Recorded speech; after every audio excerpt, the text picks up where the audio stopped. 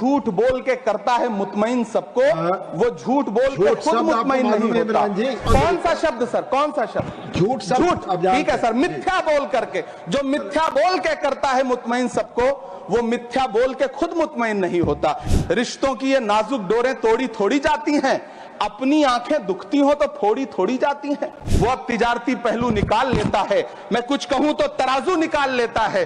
मैं इसलिए भी तेरे फन की कद्र करता हूं तो झूठ बोल के आंसू निकाल लेता है। हुकूमत इस कदर आवाम पर एहसान करती है, ये आंखें छीनती है और चश्मे दान करती है। वो जहर देता तो सबकी नजर में आ जाता, सो ये किया कि हमें वक्त पर दवाएं न दी। चाहे देश में लहसुन 400 रुपए किलो बिक जाए, टमाटर 100 रुपए किलो बिक जाए, प्याज का दाम सुनकर आंखों में आंसू आ जाए, लेकिन वित्त मंत्री महोदया बजट में महंगाई का मां भी नहीं बोलती हैं कि शायद आपको पता ही नहीं है कि गृहस्थी चलाने वाली एक गृहिणी की मुश्किलें क्या क्या होती हैं। आपने कभी सोचा भी नहीं होगा कि जब वो किचन में सब्जी बनाने के लिए कढ़ाई में तेल डालती है तो उसके साथ उसके आंसू भी गिरते हैं। कभी सुदामा पांडे धूमिल जी ने कहा था कि एक आदमी रोटी बेलता है, एक आदमी रोटी खाता है, एक तीसरा आदमी भी है जो न रोटी बेलता है न रोटी खाता है, वो सिर्फ रोटी से खेलता है। वो तीसरा आदमी कौन है? मेरे देश की संसद मौन है। सभापति महोदय, वो भी क्या दिन थे जब संसद में देश का बजट पेश होता था तो देश की सड़कें ठहर जाया करती थीं। रेल बजट पेश होता था तो लोगों की उम्मीदें रेल के डिब्बों की तरह पटरियों पर दौड़ने लगती थीं। पूरा देश धड़कने रोक करके वित्त मंत्री और रेल मंत्री को सुना करता था। अफसोस, अब बजट पेश हो जाता है, मीडिया चैनल सरकार का महिमा मंडन करते हैं और बेचारी जनता बजट के आंकड़ों के शब्द जाल में उलझी हुई महीनों बाद समझ पाती है कि उसका तो फिर से कट गया। सभापति महोदय, पिछले 2 साल अमृतकालीन बजट पेश किए गए और इस बार एक नई शब्दावली गढ़ी गई है, तुष्टीकरण बनाम संतुष्टीकरण का बजट। सभापति महोदय, सुनने में कितना अलंकारिक लगता है ये शब्द। सोच रहा हूं देश की वित्त मंत्री और प्रधानमंत्री जी से पूछूं कि आखिर किसकी संतुष्टि? जिस बजट में मनरेगा के लिए 1 रुपए की बढ़ोतरी ना हो, वही पुराना 86,000 करोड़, जबकि पहले ही 9,754 करोड़ का घाटा हो, जिस मनरेगा से करोड़ों मजदूरों के घर में चूल्हा जलता हो, उस मनरेगा में काम करने वाले गरीब मजदूरों के लिए अगर आपके खजाने से 1 रुपया भी इजाफी नहीं निकल सका तो भला कौन संतुष्ट हुआ साहब? इस देश का गरीब मजदूर या आपके उद्योगपति दोस्त? वो जो महाराष्ट्र में लोकसभा और विधानसभा के बीच में 40 लाख मतदाता बढ़ाए गए थे, अरे उन्हीं के लिए मनरेगा का थोड़ा सा बजट बढ़ा देते। क्या उसमें मनरेगा का एक भी मजदूर नहीं था 40 लाख लोगों में? सारे के सारे 12 लाख की छूट वाले से आगे के लोग थे। सभापति महोदय, कल जब वित्त मंत्री जी देश की संसद में भाषण दे रही थी तो वहां मुंबई में कोई गरीब इंसान जब अपनी जेब टटोल करके अपनी मोटरसाइकिल में 1 लीटर पेट्रोल भरवा रहा था तो उस पेट्रोल की कीमत थी 103 रुपया प्रति लीटर। आखिर इतना महंगा पेट्रोल डीजल खरीद कर कौन संतुष्ट हो रहा है?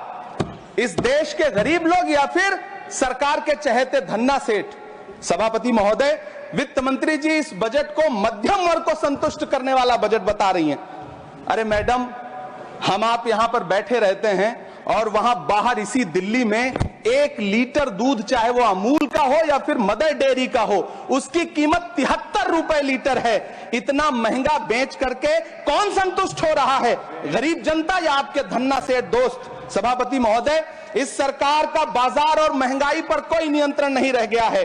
चाहे देश में लहसुन 400 रुपए किलो बिक जाए, टमाटर 100 रुपए किलो बिक जाए, प्याज का दाम सुनकर आंखों में आंसू आ जाए, लेकिन वित्त मंत्री महोदया बजट में महंगाई का मां भी नहीं बोलती हैं। बच्चों की किताब और पेंसिल तक पर टैक्स लगाने वाले सरकार से मैं पूछना चाहता हूं कि आप मध्यम वर्ग का हितैषी बताते हैं खुद को, तो शर्म नहीं आती है? खुद को धार्मिक कहने वाली सरकार भगवान श्री कृष्ण के प्रिय खाद्य पदार्थों दही और मक्खन तक पर जीएसटी लगाती है और बात करती है मध्यम वर्ग की हिमायती होने की। जिंदा रहते हुए जनता से हर चीज पर टैक्स वसूलने वाली यह सरकार कम से कम मरने पर तो लोगों को बख्श देती, लेकिन नहीं, वहां भी लूटना है। अंतिम संस्कार के सामान, अगरबत्ती, धूप बत्ती, केवड़ा जल, चंदन पाउडर, जौ, बताशा, काला तिल, पंचरत्न, कपूर और कफन तक पर टैक्स लेने वाली है सरकार। किस मुंह से खुद को मध्यम वर्ग का हितैषी बताती है? कौन सी संतुष्टि, किसकी संतुष्टि? कदम कदम पर टैक्स देकर लुटने वाली जनता की, या फिर जनता से टैक्स वसूल करके धन्ना सेठों का खजाना भरने वाली सरकार की? किसकी संतुष्टि? सभापति महोदय, 18 अगस्त 2015 आरा का, बिहार का ऐतिहासिक मैदान, सजा हुआ मंच, हजारों की भीड़ और सामने खड़े हुए देश के प्रधानमंत्री का भाषण। बिहार के भाइयों बहनों, आज मैं बिहार के लिए पैकेज की घोषणा कर रहा हूं। 50,000 करोड़ कर दूं कि ज्यादा कर दूं? अखिलेश भाई, 60,000 करोड़ कर दूं कि ज्यादा कर दूं? 70,000 करोड़ कर दूं कि ज्यादा कर दूं? 80,000 करोड़ कर दूं कि ज्यादा कर दूं? चलो, मैं बिहार को 1.25 लाख करोड़ का पैकेज दे रहा हूं। 10 साल हो गए सभापति महोदय, वही ढाक के 3 पात। बिहार आज भी विकास की बाट जो रहा है। भाषण आज भी प्रधानमंत्री जी के यूट्यूब चैनल पर सुना जा सकता है। जो झूठ बोल के करता है मुतमईन सबको, वो झूठ बोल के खुद मुतमईन नहीं होता। सभापति महोदय, ये तो राहुल जी का असर है। कौन सा शब्द सर, कौन सा शब्द? झूठ। झूठ, ठीक है सर। मिथ्या बोल करके, जो मिथ्या बोल के करता है मुतमईन सबको, वो मिथ्या बोल के खुद मुतमईन नहीं होता। ये राहुल जी का असर है। जो मखाना बोर्ड की घोषणा हुई, अखिलेश जी आपको याद होगा, भारत जोड़ो न्याय यात्रा में 30 जनवरी 2024 को बिहार के रंगभूमि मैदान में राहुल गांधी जी का पूर्णिया में भाषण था और उसमें मखाना को लेकर उन्होंने आवाज उठाई थी। ये उनका असर है कि आपको मखाना बोर्ड बनाना पड़ा, वरना तो आप मैखाना बोर्ड बनाने वाले लोग हैं। सभापति महोदय, बिहार को झूठे पैकेज और चुनावी दिलासे देना बंद करिए। आज भी जब कोसी में बाढ़ आती है तो पूरा सीमांचल बर्बाद हो जाता है। मैंने उस तबाही को अपनी आंखों से देखा है। 2016-17 की बाढ़ में अपने इन्हीं हाथों से राहत सामग्री बांटी है मैंने। अगर सच में बिहार के लिए कुछ करना चाहते हैं तो बिहार को बाढ़ से बचाने का प्रबंध करिए। पूर्णिया एयरपोर्ट 10 साल से बाट जो रहा है। घोषणा 2014 में हुई, बन के आज तक तैयार नहीं हुआ। अलीगढ़ मुस्लिम विश्वविद्यालय का किशनगंज सेंटर बजट के अभाव में दम तोड़ता जा रहा है। मैंने पिछले बजट सत्र में भी आवाज उठाई थी। आज फिर वित्त मंत्री जी से अनुरोध करना चाहता हूं, दामन फैला करके, कि अलीगढ़ मुस्लिम विश्वविद्यालय का किशनगंज सेंटर बन जाने दीजिए। आखिर कौन सी नफरत है? ये मुल्क हमारा भी है। इस मुल्क की मिट्टी में हमारा भी खून पसीना शामिल है। हमसे इतनी भी क्या नफरत? रिश्तों की ये नाजुक डोरें तोड़ी थोड़ी जाती हैं। अपनी आंखें दुखती हो तो फोड़ी थोड़ी जाती हैं।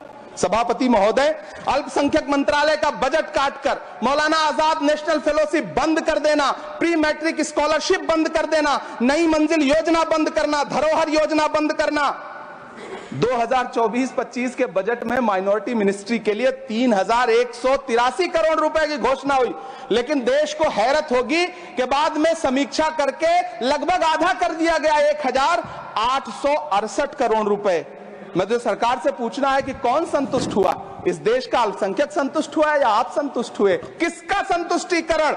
सभापति महोदय, मैं प्रधानमंत्री जी से कहना चाहता हूं कि आप ही ने 1 मार्च 2018 को किंग अब्दुल्ला को, जॉर्डन के किंग अब्दुल्ला को मेहमान बना करके इसी दिल्ली में एक कॉन्फ्रेंस में कहा था कि मैं मुसलमानों के एक हाथ में कंप्यूटर और दूसरे हाथ में कुरान देना चाहता हूं।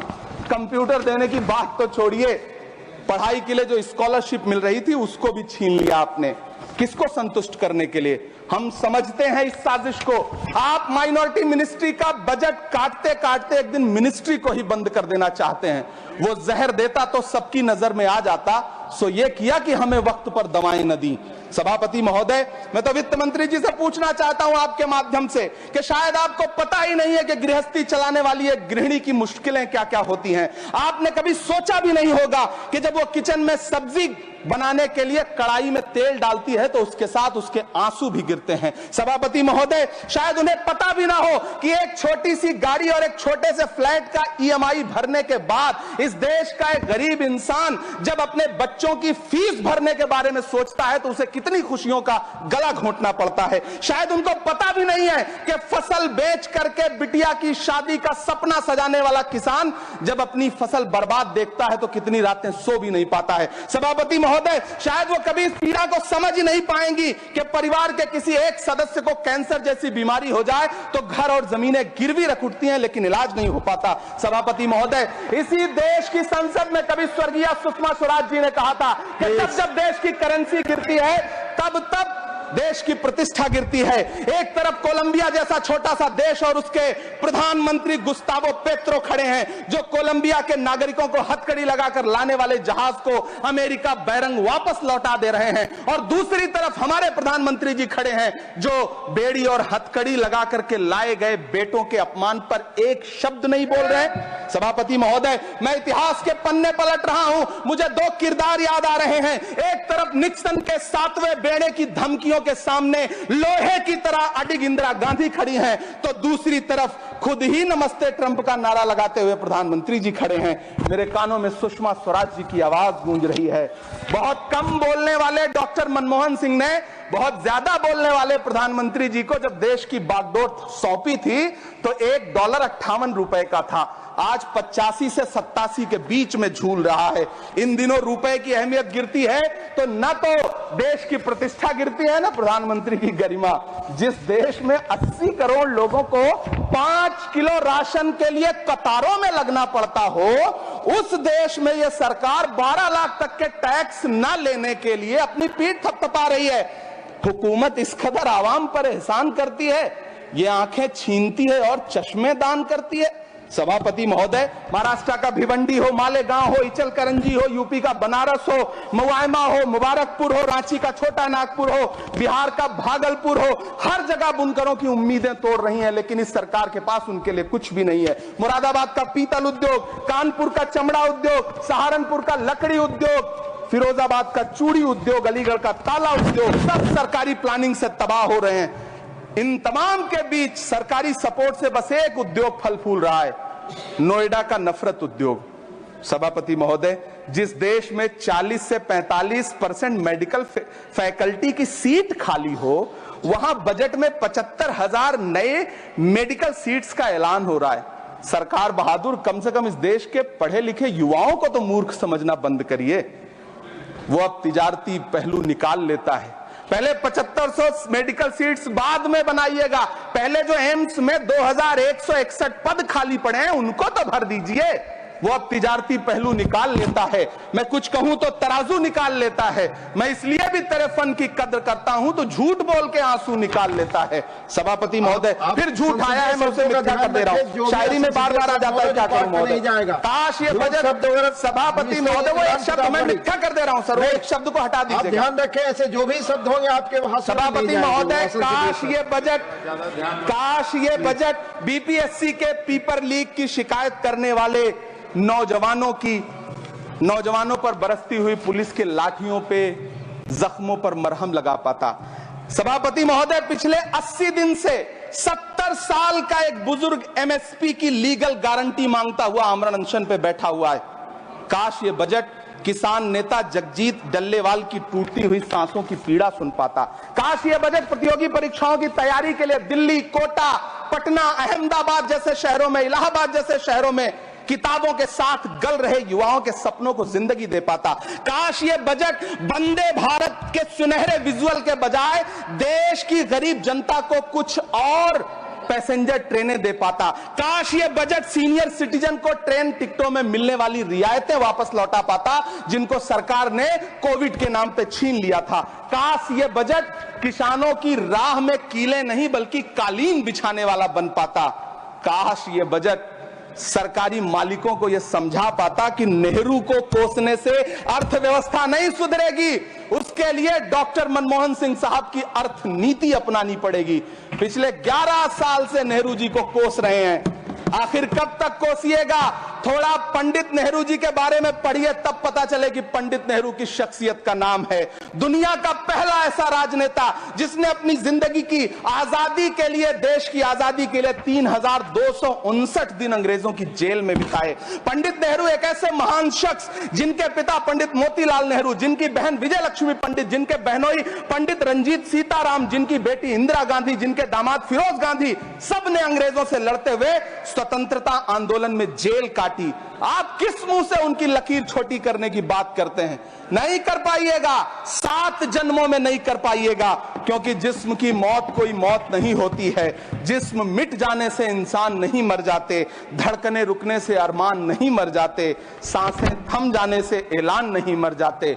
जिस्म की मौत कोई मौत नहीं होती है। सभापति महोदय, मैं आपके सामने खड़ा होकर के एक बहुत छोटी सी कहानी सुनाना चाहता हूं कि महान बादशाह सिकंदर ने जब यूनान फतेह किया तो जीत का जश्न मनाने के लिए शहर की सड़कों पर निकला। तो उसने देखा कि पूरा शहर तो जश्न मना रहा है, एक फकीर सड़क के किनारे चादर तान के सो रहा है। सिकंदर को गुस्सा आया, घोड़े से उतरा, उस फकीर के पास गया और उसे सोता देख करके उसे जोर की एक लात मारी और लात मार के कहा कि क्यों रे फकीर, मैंने यूनान फतेह कर लिया, लोग जश्न मना रहे हैं और तू सो रहा है। उस फकीर ने उन्नीदी आंखों से सिकंदर को देखा और देख करके कहा कि शहर जीतना बादशाहों का काम है, लेकिन लात मारना तो गधे का काम है। सभापति महोदय, गरीब जनता को लात मारना बंद करिए। ये अमीरों के लिए बनाया गया बजट है, ये निराशाजनक बजट है। हम अमृतकाल सुनते आ रहे थे, ये अमृतकाल इतनी जल्दी समाप्त हो गया कि अब अमृतकाल का कोई नाम तक नहीं लेना चाहता है। इसलिए मैं इस सदन में खड़ा होकर के देश की वित्त मंत्री महोदया से कहना चाहता हूं कि आपने अल्पसंख्यकों के बजट में जो कटौती की है उसको बहाल करिए। आपने मनरेगा को जो स्थिर रखा है उसका घाटा 9,754 करोड़ है, कम से कम उतना बढ़ा करके फिर से उसे बहाल करिए। नौजवानों के लिए रोजगार दीजिए, किसानों को एमएसपी की लीगल गारंटी दीजिए। यही मैं आपसे अपील कर रहा हूं। धन्यवाद सर, आपने इतना जो समय दिया उसके लिए शुक्रिया। Subscribe now and press the bell icon. Never miss an update.